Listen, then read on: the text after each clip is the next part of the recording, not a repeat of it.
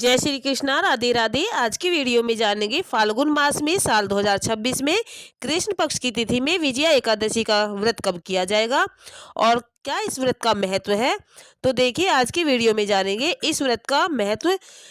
विजया एकादशी का जो व्रत है फाल्गुन मास में 13 फरवरी यानी शुक्रवार के दिन यह व्रत किया जाएगा और 14 फरवरी को व्रत का पालन किया जाएगा, जो कि गाय माता के दूध की खीर से भोग लगाया जाएगा। अर्थात ऐसा संभव नहीं है तो तुलसी दल से इस व्रत का पालन करें। इसके साथ ही फलहार का भोग लगाएं। विजया एकादशी का महत्व है कि सभी कार्यों में सफलता प्राप्त होना। विजय एकादशी के व्रत करने मात्र से व्यक्ति की सभी इच्छाएं मनोकामनाएं पूर्ण हो जाती है, अर्थात समस्त पाप नष्ट हो जाते हैं। विजय एकादशी इस बार 13 फरवरी को दिन शुक्रवार है। इस दिन व्रत किया जाएगा और इस व्रत को गृहस्थी वाले भक्त अर्थात वैष्णव इसी दिन इस व्रत को करेंगे और अगले दिन 14 फरवरी को व्रत का पालन करेंगे। अर्थात इस व्रत में कथा सुनने का भी महत्व है, तो महत्व और भी कई गुना बढ़ जाता है। कथा सुनने से जो भी भक्तगण कथा को सुनते हैं अर्थात दूसरों को सुनाते हैं, तभी व्रत का पूर्ण रूप से फल प्राप्त होता है। तो विजय एकादशी का व्रत अवश्य से करें और इसका फल अवश्य से पाए। विष्णु भगवान और माता लक्ष्मी जी की कृपा पाए। लक्ष्मी नारायण की इनको भोग लगा करके विधि विधान से इनकी धूप दीप दिखा करके इनकी पूजा अर्चना करें। श्रद्धा और भाव निष्ठा के साथ दीपक जलाएं। इसके साथ ही फलाहार का भोग लगाएं। अपने सामर्थ्य के अनुसार दान दक्षिणा अवश्य से दें।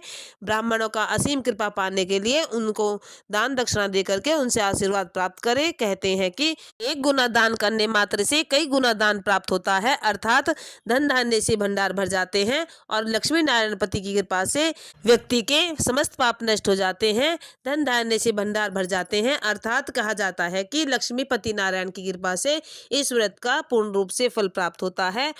आइए अब सुनते हैं विजया एकादशी की व्रत कथा। धर्मराज युधिष्ठिर बोले कि हे जनार्दन, फाल्गुन माह में कृष्ण पक्ष की एकादशी का क्या नाम है, क्या इस व्रत का महत्व है, सो मुझे विस्तार रूप से सुनाइए, मैं सुनने के लिए इच्छुक हूँ। श्री कृष्ण भगवान बोले कि हे राजन, फाल्गुन माह के कृष्ण पक्ष की एकादशी का नाम विजया एकादशी है।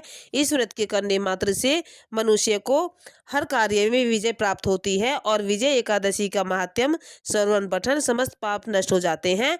इस कथा को सुनने मात्र से एक समय की बात है कि देवर्षि नारद जी के जगत पिता ब्रह्मा जी से पूछी के हे ब्रह्मा जी, आप मुझे फाल्गुन माह के कृष्ण पक्ष की एकादशी यानी विजया एकादशी का नाम अर्थात उसका विधान मुझे बतलाइए।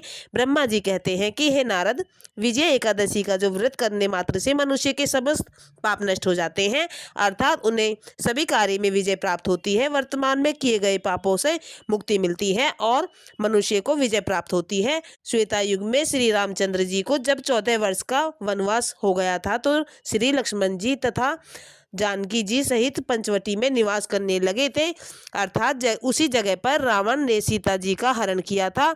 इस दुखद समाचार से श्री राम जी अत्यंत ही व्याकुल हो उठे।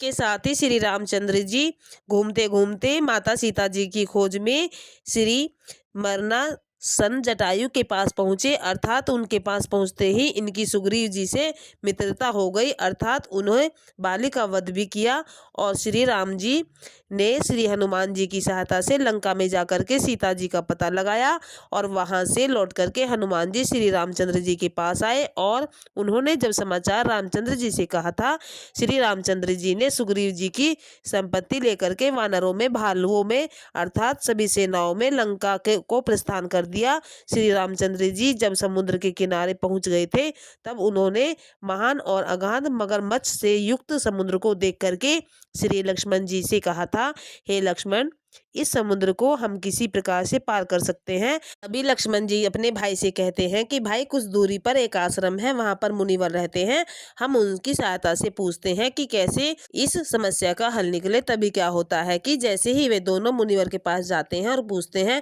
कि हे मुनिवर, हम अपनी सेना सहित यहाँ पर आए हैं और राक्षसों को जीतने लंका के जा रहे हैं, अर्थात वहाँ पर हमें समुद्र पार करना है, मुनिवर हमें कोई उपाय उत्तम बतलाइए। तभी मुनिवर कहते हैं कि हे प्रभु, फाल्गुन माह के कृष्ण पक्ष की एकादशी का नाम विजया एकादशी का व्रत है। अगर आप इस व्रत को श्रद्धा और भाव निष्ठा के साथ करते हैं और सच्चे हृदय से इस व्रत को करते हैं तो आपको समुद्र पार करने में आसानी प्राप्त होगी और विजय ही प्राप्त होगी। तभी श्री राम जी इसके साथ ही मुनिवर के कहने से भगवान श्री राम ने इस व्रत को विधि पूर्वक से किया। इसके साथ ही उन्हें व्रत करने उपरांत ही उन्हें समुद्र पार करने में आसानी से समुद्र पार कर लिया। और इसी तरह से जो भी व्यक्ति इस व्रत को करते हैं उन्हें सरलता पूर्वक से विजय प्राप्त हो जाती है। इस व्रत के करने मात्र से अभी से ही इस व्रत की महिमा और भी ज़्यादा कई गुना बढ़ गई है, क्योंकि श्री रामचंद्र जी को समुद्र पार करने में आसानी से ही प्राप्त हो गई, क्योंकि उन्होंने इस व्रत को श्रद्धा और भाव निष्ठा के साथ किया था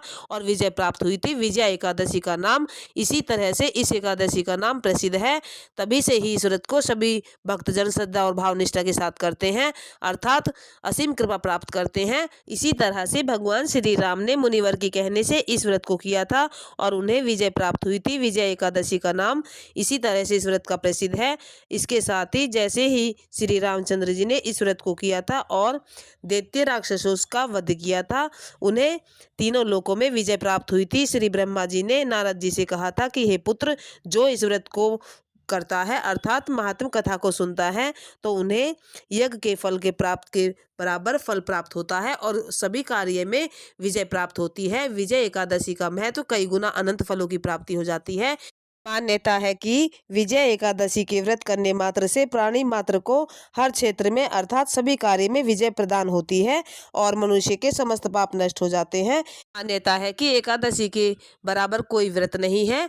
एकादशी का व्रत करने मात्र से मनुष्य की सभी इच्छाएं मनोकामनाएं पूर्ण हो जाती हैं। विजय एकादशी का व्रत अत्यंत ही महत्व व्रत है।